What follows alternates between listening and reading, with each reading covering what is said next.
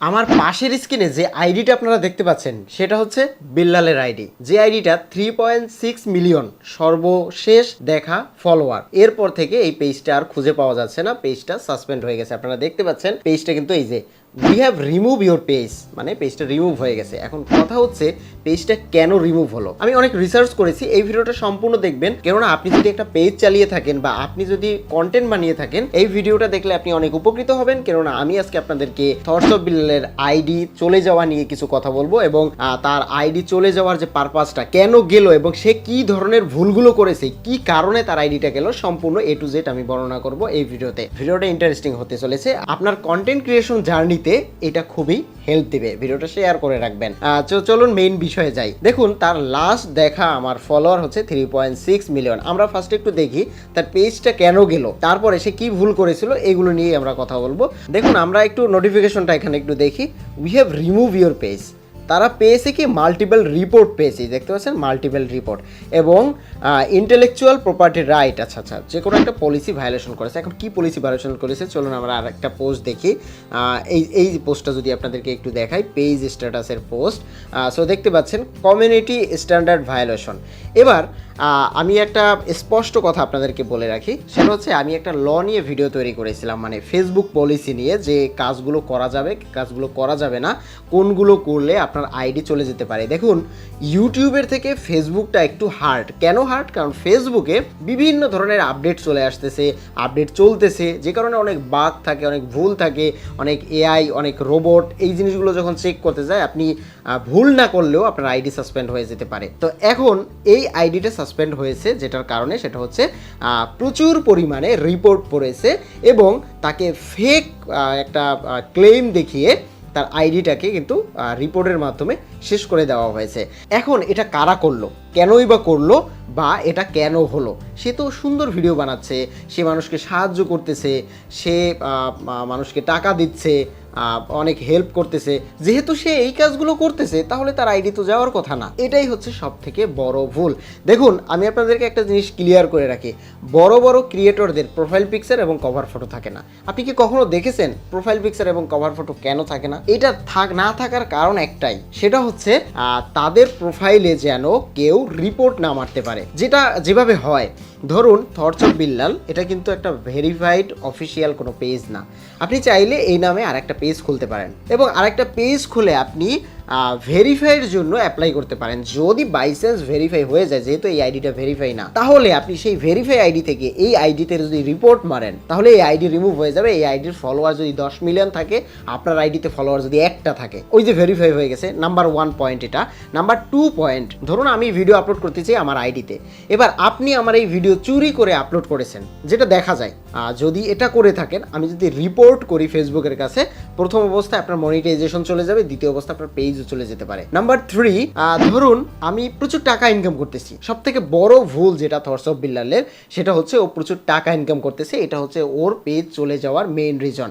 এবার দেখুন আমি আপনাদেরকে একটা জিনিস ক্লিয়ার করি, আমরা বাঙালি হিসেবে সব থেকে যে জিনিসটা ভুল করি সেটা হচ্ছে টাকা দেখানো। এখন বলতে পারেন ভাই মোজাহের ভাইও তো টাকা দেখায়, মোজাহের ভাই প্রচুর পরিমাণে টাকা দিচ্ছে, তাহলে তার আইডি কেন যাচ্ছে না? চলুন মোজাহের ভাইয়ের আইডিতে আমরা একটু ঢুকে, এটা খুবই ইন্টারেস্টিং। আমি একটু সার্চ করে ওনার আইডিতে একটু ঢুকে দেখাচ্ছি। ওকে, 6.6 মিলিয়ন ফলোয়ার। এবার ওনার প্রোফাইলে যদি একটু যাই, দেখতে পাচ্ছেন এই যে 6.6 মিলিয়ন ফলোয়ার। এবার উনিও কিন্তু মানুষকে টাকা দিচ্ছে, মানুষকে দান করতেছে, বা যেটাই করুক না কেন। আমি যদি চাই ওনার এগেনস্টে এখন যে কোনোভাবে ওনার পেজটাকে নষ্ট করব, এটা আমি চাইলেই হবে না, বাট আমি এখানে অনেক ক্লু পেয়েছি যেটার কারণে এই আইডিটাকে আমি নষ্ট করতে পারি। এখন বলতে পারেন তাহলে আপনি করে দেখান। না ভাই, আমার করে দেখানোর দরকার নেই। প্রথম ভুল যেটা, সেটা হচ্ছে মোজাহের ভাইয়ের পেজ ভেরিফাই না, এবং উনি ছবি যেগুলো আপলোড করেছে প্রোফাইল পিকচার, এটা দেওয়া ভুল না। এটা ফেসবুকে মানে এটা বলে নাই যে এটা দিলে আপনার আইডি চলে যাবে, বাট একটা পেজ যখন একটু পপুলার হয়ে যায় সেই পেজটাকে ভেরিফাই করে রাখা উচিত। এবং এই ভুলটা আমি জানি না, এই ভিডিওটা যখন বানাচ্ছি, এই ভিডিওটার পরে হয়তো বা 6 মাস 1 বছর পরে এই পেজটা যাক, আমি সেটা চাই না, কারণ উনি অনেক মানুষের উপকার করতেছে। বাট যদি কখনো চলে যায়, তার একটাই কারণ হবে ওনার টাকা দেখানো। মানুষ যখন টাকা দেখে না, আপনার প্রোফাইলে যখন আপনি টাকা দেখাবেন না, তখন যেটা হবে মানুষের লোভ তৈরি হবে, মানুষের জেলাসি তৈরি হবে এবং আপনাকে নিয়ে রিসার্চ করা শুরু করবে। তখন আপনার আইডিটাকে কীভাবে নষ্ট করা যায়, এরকম অনেক মানুষের থাকে, ভাই অনেক টাকা ইনকাম করতেছে তাহলে দেই তার আইডিটাকে শেষ করে, চেষ্টা করে, যদি হয়ে যায় তাহলে তো হয়ে যায়। সো এই আইডিটা ভেরিফাই না, এবং এই আইডিতে হচ্ছে প্রোফাইল পিকচার রয়েছে, কভার ফটো রয়েছে। সো এই কয়টা কারণেই যথেষ্ট তার আইডিটা নষ্ট। আমি তার আইডি নষ্ট হবে না, বা জাস্ট এক্সাম্পল দিলাম। সো থটস অফ বিল্লাল যেটা করেছে, ও প্রতিদিন নিয়ত হচ্ছে মানুষকে হেল্প করার পোস্ট করতো, ওর কিছু কিন্তু হেটার্স চলে এসেছে, আর এই হেটার্স আসার কারণে হয়তো বা এর মধ্য থেকেই যে কোনো একটা কারণে তার আইডির উপরে লেগেছে এবং তার আইডিটাকে যে কোনোভাবে ডিসেবল করেছে, এবং যে কোনোভাবের মধ্যে একটাই রয়েছে, সেটা হচ্ছে মাল্টিপল রিপোর্ট, প্রচুর পরিমাণে রিপোর্ট করা হয়েছে। এখন আপনার যদি একটা বিশাল কমিউনিটি থাকে, আপনি চাইলে যে কোনো কিছু করতে পারেন, হয়তোবা সেটাই হয়েছে, হয়তোবা কোনো বট, এআই বা যে কোনো কিছু লাগিয়েছে এটার পিছনে নষ্ট করার জন্য। আপনার উদ্দেশ্য যদি থাকে যে আমি এটা করবই, তাহলে এটা সম্ভব। সো এরকম কিছু একটাই হয়েছে। এবং আমি যেটা সবথেকে বেশি ইম্পর্টেন্ট দিই এবং যে জিনিসটা বেশি মনে করি, সেটা হচ্ছে আপনার ইনকাম কখনো দেখানো যাবে না, নাম্বার 1 পয়েন্ট। নাম্বার 2 পয়েন্ট, আপনি আইডি খুলে যদি প্রফেশনালি কাজ করা শুরু করেন, মোটামুটি একটু ইনকাম আসা শুরু করে, মনে হচ্ছে এটা থেকে আমার সম্ভাবনা রয়েছে, তাহলে আইডিটাকে ভেরিফাই করে ফেলবেন। টাকা পয়সা খরচ করে হোক বা যেভাবে হোক, আইডিটাকে ভেরিফাই করে রাখলে আপনি সিকিউর। আপনার আইডির 80% সেফ, বাকি 20% হচ্ছে আপনি যদি কোথাও কপি করেন, কপি করার কারণে আপনার আইডি চলে যেতে পারে, মনিটাইজেশন চলে যেতে পারে, অথবা আপনি রাজনৈতিক পোস্ট দিলে, আমি যদিও আরেকটা ভিডিও বানাবো রাজনৈতিক পোস্ট নিয়ে, মানে এগুলো প্রচুর মানুষ করতেছে এবং প্রচুর মানুষের মনিটাইজেশন হারাচ্ছে। সো রাজনৈতিক কোনো পোস্ট করলে আপনার মানে মনিটাইজেশন যাবে না, আপনার আইডি চলে যাবে, এরকম একটা অবস্থা। আর এটা ক্রিটিক্যাল যে দেশগুলো রয়েছে, যে দেশগুলো হচ্ছে এখন বিশৃঙ্খলার ভিতরে আছে, সেই সব দেশে বসে যদি আপনি সেই সব কাজগুলোই করে থাকেন, তাহলে সেই আইডিগুলো কিন্তু থাকবে না।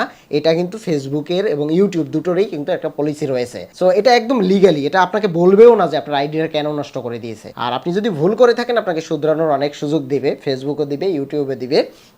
হয়তো বা বিল্লালকে সেটা দেওয়া হয়নি। আর এটা ওর কোনো, ও অনেক টেকনিশিয়াল, মানে ও অনেক কিছু বুঝে, অনেক কিছু জানে। ও চাইলে এখন একটা পেজ তৈরি করে ইনস্ট্যান্ট গ্রো করিয়ে ফেলতে পারে, বাট ও খুলতেছে না। ও বলতেছে ও আর পেজ খুলবে না। সো এখন আমাদের কাজটা কি, মানে এটা দেখে আমাদের লাভটা কি হলো, মানে হ্যাঁ আমরা কেন দেখতেছি, বা এটা বিল্লালকে রিসার্চ করে আমার কি দরকার। আমি মনে করি এখান থেকে অনেক কিছু শেখার রয়েছে। আপনি একটু ইমেজিন করুন, 3.6 মিলিয়ন ফলোয়ার, যার মাসে ইনকাম প্রায়, ও বলতেছে 16 লাখ টাকা, আমি জানি এর বেশিও, ধরে নিলাম 10 লাখ টাকা। সো 10 লাখ টাকা যার আইডি থেকে প্রতি মাসে আসে, আপনি একটু ইমেজিন করেন তার অবস্থাটা কি, এবং এটা যদি আপনার সাথে হতো তাহলে আপনার কি হতো। একটু কমেন্ট করে যাবেন, আমি কমেন্টগুলো একটু দেখতে চাই। যে ধরুন আপনার বিল্লালের আইডিটাই আপনার মাসে 10 লাখ টাকা ইনকাম হচ্ছে, প্রতি মাসে আসতেছে, আজকে নেই। সো এরকম একটা সিচুয়েশনে আপনার অবস্থাটা কি, একটু কমেন্ট করে জানাবেন। আপনি যদি এই মুহূর্তে আমার এই ভিডিওটা দেখে সিদ্ধান্ত নিয়ে থাকেন যে আমি কন্টেন্ট ক্রিয়েশনে সিরিয়াস, তাহলে আমি আপনাকে বলবো, সিরিয়াস হয়ে থাকলে আপনাকে অবশ্যই আইডিটাকে ভেরিফাই করে রাখতে হবে, ফেক কিছু করা যাবে না।